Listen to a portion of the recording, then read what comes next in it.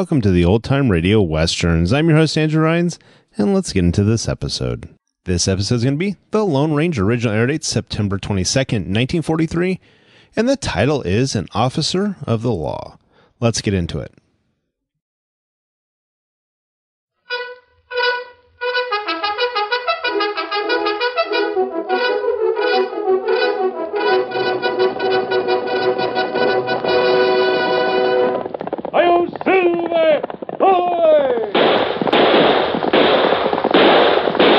A fiery horse with the speed of light, a cloud of dust, and a hearty Hi-Yo Silver, the Lone Ranger.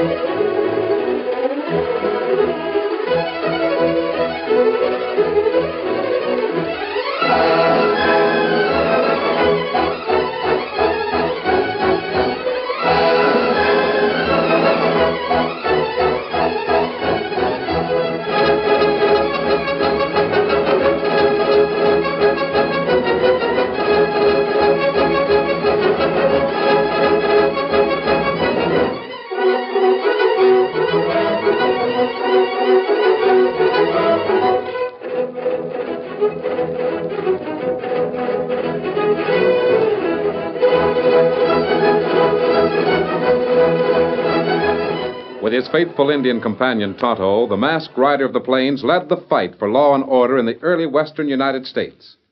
The stories of his strength and courage, his daring and resourcefulness have come down to us through the generations, and nowhere in the pages of history can one find a greater champion of justice.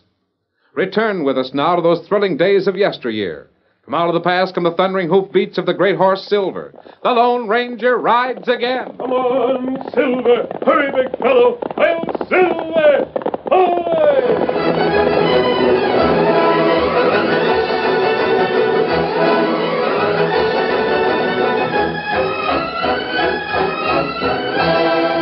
Dan Reed sighted Peter Brownlee as the boys struggled to load some heavy bundles on a seemingly docile burro. A black horse stood by while Peter talked soothingly to the burro. In the background was a small, square cabin from which he'd carried his assorted packs. Here you are, Marilda. I say, can I give you a hand? Oh, Victor, oh, boy. Oh, hello. Yeah, sure, if you've a mind to. Phew, this one's mighty heavy. Wait a minute. Now, wait till I get a hold of it. Here, now, we'll heave together. Ready? Yep. All right. Up a little bit higher. Yep. There. That's one less to worry about. Thanks a lot. Oh, that's all right. You're a stranger in these parts, ain't you? Yeah, why? No reason at all. Just knew I hadn't seen you around. I'm Peter Brownlee. I used to live here. Oh, is that man that just walked out of the cabin your father? That's a sheriff. Oh, what's he doing out here? Well, sir, like Uncle Ab used to say, that's a story if you've got a mind to listen. I'd like to hear it. Uncle Ab was all the kinfolks I ever had. Not that we was related by blood, you understand. Uh-oh. I reckon the sheriff's curious about you. Who are you, kid? My name's Dan Reed. I saw Peter here trying to load his burro and stopped to help him. Yeah, well, that's fine. With the two of you working, you'll be out of here that much faster. Golly, sure isn't much help, is he? He don't care how I get out, just so I'm out of here, I reckon. Well, go ahead, Peter. Tell me what you started to when he came over. Oh, well, Uncle Ab, he raised me, and I was planning to go in the mining business with him. But about 3 weeks ago, I was cutting wood behind the cabin. Ab's going to strike it this morning. Wish he'd let me go down to the mine with him. Well, guess that does it. Now, hey, them rocks. They're walling up the tunnel. I better get down there quick. Peter! Is your uncle in there? Yes. Then I'm going for some help. It'll take 10 men to dig through that.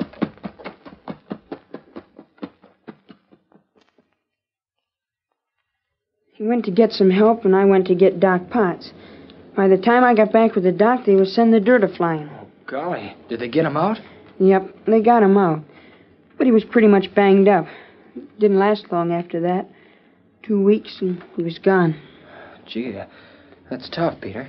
Yeah, I sure miss him. You kids near finished there? Almost. We've been working almost an hour now. Do less talking and more lifting.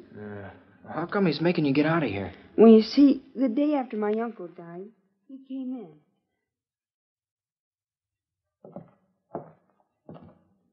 Peter, Howdy, Sheriff. I got some news for you that ain't going to be too pleasant. What is it?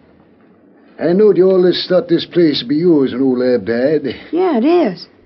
You're wrong. It ain't. You see, I was out here with your uncle quite a bit after the cave-in, and he got up another will. Leaving the mine, the cabin, and everything to his nephew, Les Andrews. He never said anything about another will. Of course, he wouldn't. Think he was going to advertise that he changed his mind and decided to do right by his only living relative? Ab wasn't that kind. He kept things to himself. Well, Sheriff, if that's the way it is. That's the way it is, all right. You'll have to get out of here. It'd be kind of hard to leave the place. I don't care where you go, what you do. Just so as this place is empty when that city fella gets here to take over. Don't worry about that. I won't stay around long. Well, see that you don't. And just to make sure of it, I'll see myself. So that's why he's here, you see, Dan, and that's why I'm pulling up stakes. Where are you planning to go? Oh, I don't know. Don't matter, I guess. No, stand still, Marilda.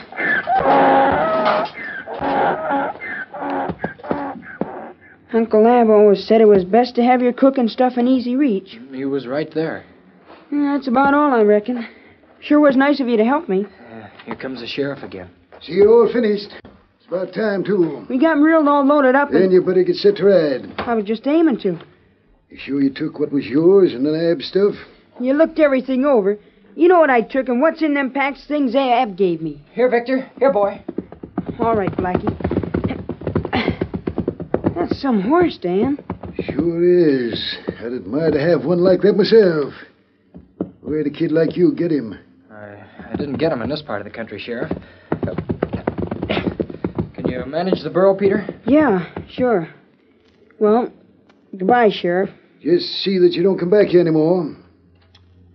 Goodbye, and good luck. Get up, That boy. right. Get up, Victor. Say, I just thought of something. What? Why don't you come back with me and meet my friends?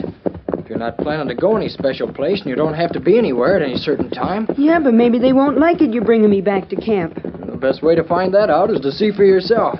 Come on, Victor. Get up, boy.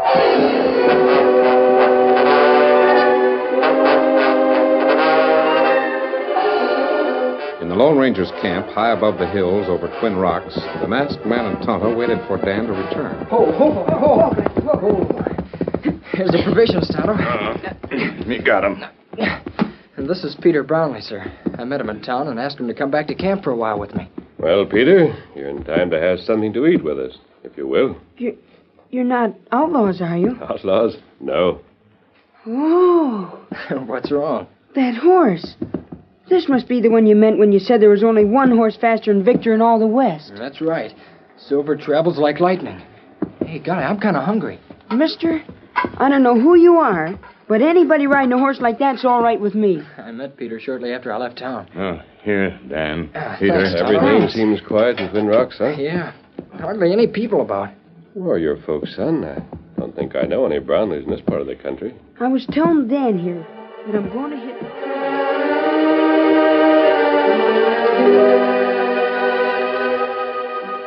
And you say the second will was brought up after Ab's death? Yeah, the sheriff says this Les Andrews, that's Ab's nephew, is due in town on the stage today. So that's why he's so anxious for me to pull out. I see. Well, Peter, you were saying you wanted to hit the trail. Tonto, Dan, and I, we're on the trail, too, in a sense. So why don't you stay with us for a few days? Gee, mister, I'd like that. Only I want to do some things for you if I'm going to be staying. Maybe take care of the camp's things or something. We'll keep you busy. In the meantime, you'll be good company for Dan. He doesn't often see boys of his own age. Tonto, how about the horses? I'm ready. Good. Tonto, I think you'd better ride into town to get a look at this nephew of Crowley's. Peter said he'd be on the afternoon stage. You do it. In the meantime, I want to question some of the men around here about Ab. He doesn't sound like the sort of a man who'd make spur-of-the-moment decisions. Me go now. Good.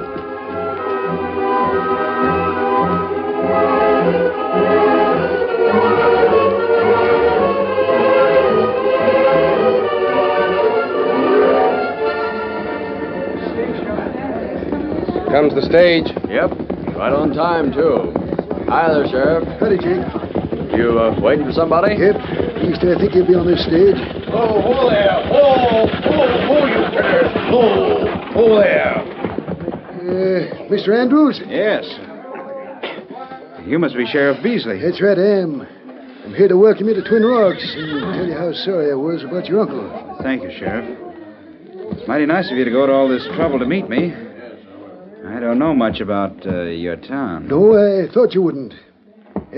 How about stepping into my office for a few minutes, and we'll go over to the hotel. I already made a reservation for you. Well, that suits me fine. All right. It's over this way, Mr. Andrews. Quite a sizable town, isn't it? Yes, it is. Keeps getting bigger all the time. Oh, it brings a lot of people from the east to the west. I imagine it does, Sheriff. I see you have Indians out here, too. Oh, yes, a few here in town. Most of them are further west, though. And here we are, right in here. My, that was quite a cozy reception you gave me, Sheriff. It'll look better if everybody thinks we never laid eyes on each other before. Savvy? Don't worry. I'm not for taking chances any more than you are. Chances? You need to talk about chances? Who's doing all the work? Who got Crowley out of the way in the first place? Yeah? And who's getting half of the mine? You ain't doing this just to pass the time away. Remember that. If you play this right, the richest claim in the whole West is ours. You take care of your part of the bargain, and I'll take care of mine. Just stay away from cards, not at cafes. When does the will come up for probate? Tomorrow afternoon, so you just got here in time. I guess we can go over to the hotel. But, remember what I told you. I want to get these bags unpacked. We'll get ready with the hotel. Say, who is that Indian? Why? The one riding off over there. He's just an Indian. Why, what's eating you? Nothing. I didn't like the way he looked at us.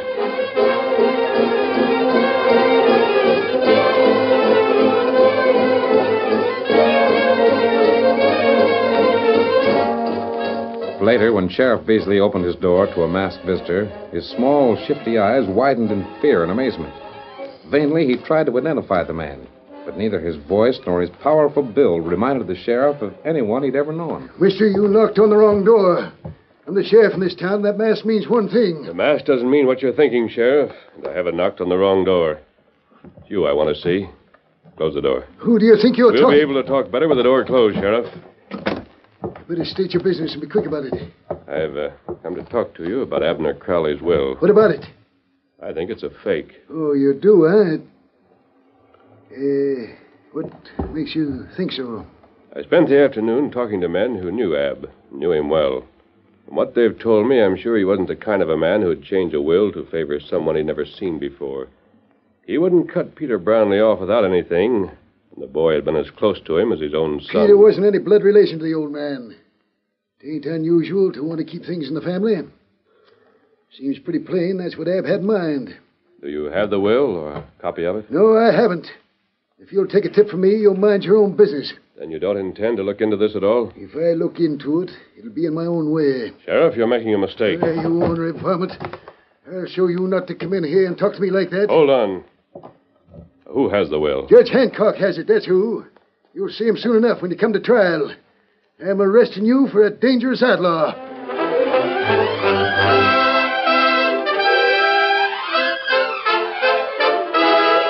The curtain falls on the first act of our Lone Ranger story. Before the next exciting scenes, please permit us to pause for just a few moments.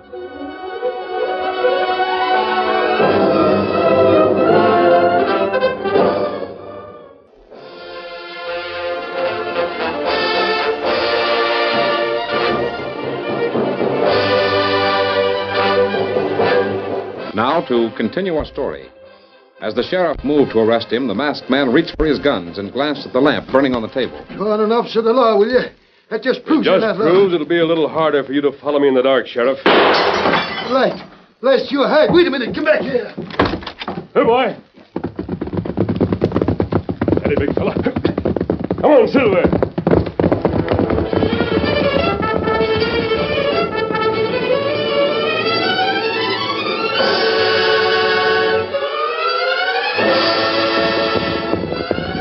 Oh, Silver. Oh, boy, oh. Can you tell me where Judge Hancock lives? Just keep it going. It's the first big white house you come to. Thanks. Come on, big fella.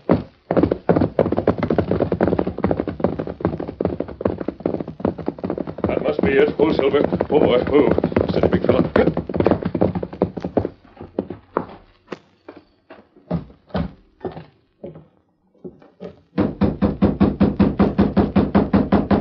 Who's there? Somebody who wants to talk to you, Judge.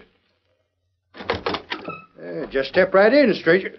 Masked. May I come in, Judge? I'd like to talk to you. Yeah, come on in. Mister, I don't know who you are, but you don't sound like the kind that'd have to be wearing a mask. What's on your mind? I'm glad you feel that way. I haven't time to tell you my reasons. But I want to see a copy of Abner Crowley's will. Crowley? That will comes up for probate tomorrow, stranger. What do you want to see it for? What to explain would take a long time. If it's being probated tomorrow, I have to move fast. Well, sir, like they say in court, it's mighty irregular. But it must be powerful important to bring you here at this hour. Here it is. Just studying it myself a while back. Now, let me see. What's wrong? Do you happen to know when Peter Brownlee's birthday is, Judge? Peter? Let's see. I believe it's the 17th. Why? That's what I thought. Thank you, Judge. I'll see you tomorrow in court.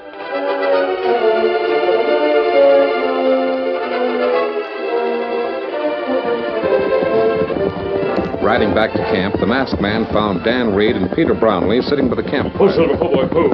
Peter. Yes, sir. What was the name of the doctor who took care of your uncle after the cave-in? Doc Potts. Where can I reach him? I reckon he could be almost anywhere. Gets calls from about 3 counties, being he's the only sawbones in these parts. Where does he live? About a mile the other side of Lazy River. Tonto, I'm going to bring the doctor back here. I might have trouble locating him, so I don't know how long I'll be. Whatever happens, don't let the judge turn that mine over to Les Andrews. Do you understand? Ni sabe. I'll be back as soon as I can, Kimosabe. Come on, Silver.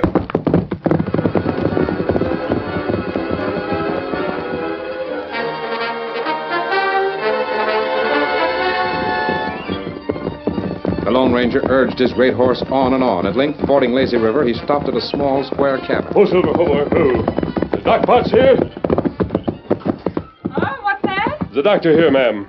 Sakes alive, stranger. He went over to Scarsville this afternoon and said he didn't know when he'd be back. Somebody sick? He's needed at Twin Rocks. Well, do you want to wait for him? Oh, no, thank you, ma'am. I'll go to Scarsville for him. Oh, it's a long ride, stranger. We'll make it. We have to. Come on, Silver.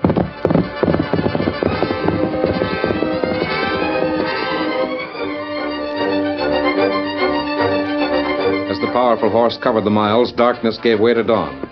Back in the camp, high above Twin Rocks, Dan and Peter were mounting their horses. Peter wants to show me the mine, Tonto, so we'll ride out there and then meet you in town. Me be in courtroom. As long as we get there before Ab's nephew takes over, nobody can kick us off. Get up, Blackie. Get up, Victor.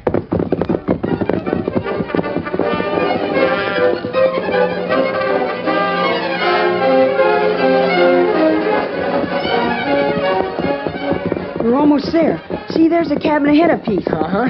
We turn this way a bit. Yeah, it's quite away from the city, isn't it? You're gonna have to... What's wrong? Say, there are 2 horses. See them over there? I wonder what... That looks like the sheriff's horse. Oh, who'd be with him? I don't know unless it be Andrews. Come on, let's go in. Whoa, Blackie, whoa, Victor, whoa. boy. If we sneak up on them quiet like they won't hear us coming. Well, maybe we shouldn't go in, Peter. Huh? This mine don't belong to him yet. I told you it's a religious mine in this part of the country. Beginning to believe you. Yes, sir. You can thank me for putting a slice of it right in your lap. Listen. Now, doggone well, the reason you picked on me was because you wanted someone you could trust. This works 50-50. Don't forget it. 50-50. Who blasted the rocks that meant the end of Crowley? Who set up the will? Not you. You come in on the stage from Dodge City to meet up with half of a gold mine that's yours for the taking. Take it easy. There's enough gold here for both of us. No use arguing about it. Now, look at this nugget. First time I ever saw anything that size. Yeah, and that's just a sample. Wait till this rock's blasted away. Did you hear that? He killed Ab. He must have started the cave-in. I remember him now. He was here when I come running. Oh, that dirty crook. Hey, watch it, Pete. Those rocks are loose. Who's that? Hey, there they are. 2 kids. Come on, Peter. Let's get out of here. No, you don't. Stop and listen. I got you. Get the other one. Hey, let go of me. What are you doing here? Oh, so it's you, huh? Well... You know these two? No, this here's a kid that lived with Crowley. I heard what you said. You killed Ab. Shut up. Never mind, let him talk. He won't for long. I'll get the law on you. You murdered him. That's what you did. Listen to him. You're forgetting that I'm the law in these parts. You're going to be sorry you ever crossed my path. You won't get away with this. No. You're pretty nosy for a young kid. There are lots of people in Twin Rocks who are on the side of the law, real law. When they find out you murdered that They ain't Crowley... going to find out. We have to get rid of these two. We'll get rid of them all right. And fast. Bring what's left of that dynamite over here, lads. What are you going to do? The same thing I did to Crowley. Only this time there won't be no one to dig him out. Take it outside. We're walling up the front of this tunnel. You can take your choice of being pinned beneath the rocks or getting back out of the way. One way or the other, they won't live to tell what they heard, eh? Yeah, set it off right away. Looks like I got you into this, Dan. He's holding all the cards, Peter. Looks as though the only thing for us to do is get as far back in the tunnel as we can. We could run for it. We'd never get past him. Ready? Yeah. I always wanted to see a charge set off. Come on, Peter, back!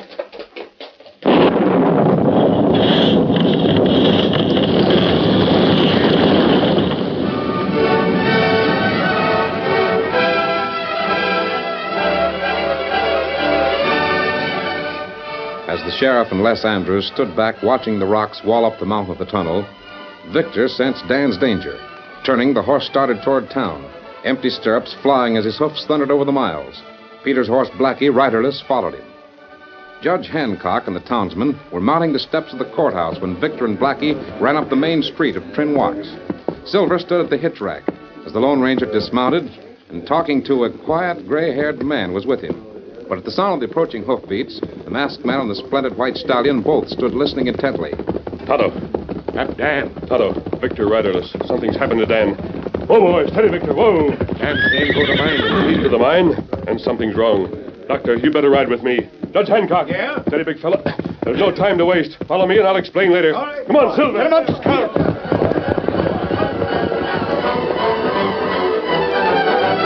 Led by Victor, the Lone Ranger raced to the mine where the two boys were imprisoned. A puzzled but curious judge followed him, and still further behind were the townsmen, all of them sensing brewing excitement. Outside the mine, Victor stopped just as the sheriff and Les Andrews were preparing to ride off. Just a minute, Sheriff. How come you're riding with this mask, hombre, Judge? The mine. Dan and Peter must be in there. Come on, men. Steady. Two boys are trapped in the mine.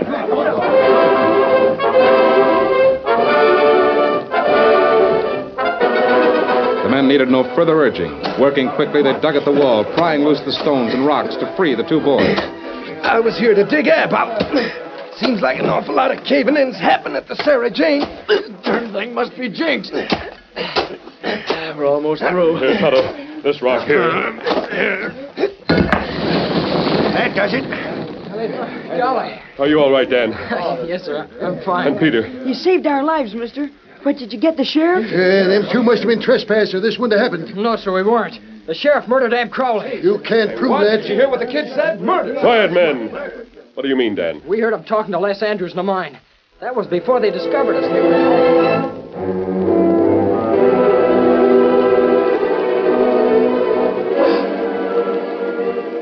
You ain't going to believe that, Judge.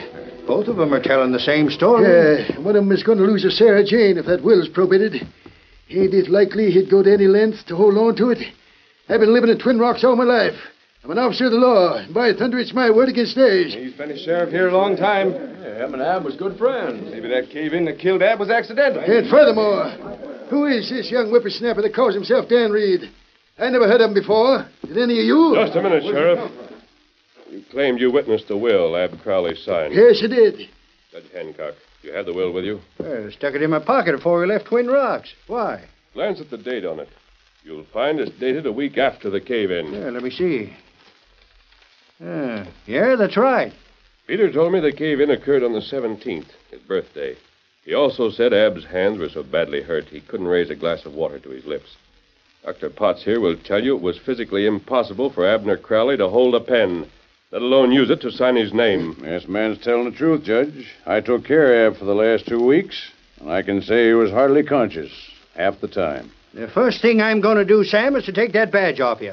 Go on, Clem, take it off him. Wait a minute. Shut up. And as for you, Les Andrews, you can be sorry for the day you ever stepped on the stage for Twin Rocks. You got me into this. You got yourself into it. You was with me every step of the way. It don't matter who got who into what. You're both going to jail. Now, the first will Ab made is going to be considered by the court, son. The court will be your guardian, and the Sarah Jane's in your name. Gee. Well, Judge, I guess you have the masked man to thank for uncovering a murdering sheriff. No telling what might have happened if we hadn't caught him. The masked man will... Well, hey, where is he? Gone. And Dan's gone, too. What's this in my pocket? A silver bullet. Son, it looks like we'll never know who to thank. But he sure did you a good turn. I know who to thank, all right. And believe me, I'll never forget him.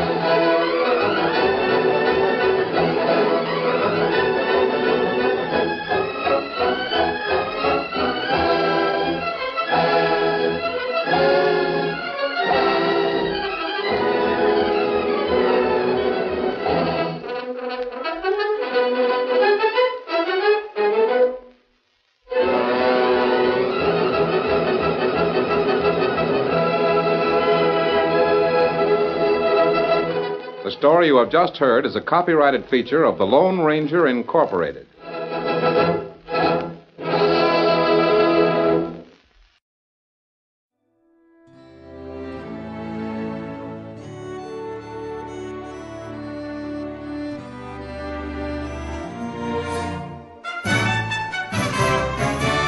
This has been a presentation of OTRWesterns.com, and we hope you enjoyed. Please take some time to like and rate our shows in your favorite podcast application. Follow us on Facebook by going to OTRWesterns.com/Facebook. Join in the conversation by going to OTRWesterns.com/Discord. And don't forget to send us an email, podcast@OTRWesterns.com. This episode is copyright under the Attribution Non-Commercial Share Alike copyright. For more information, go to OTRWesterns.com/copyright. Have a great day, and again, thanks for listening.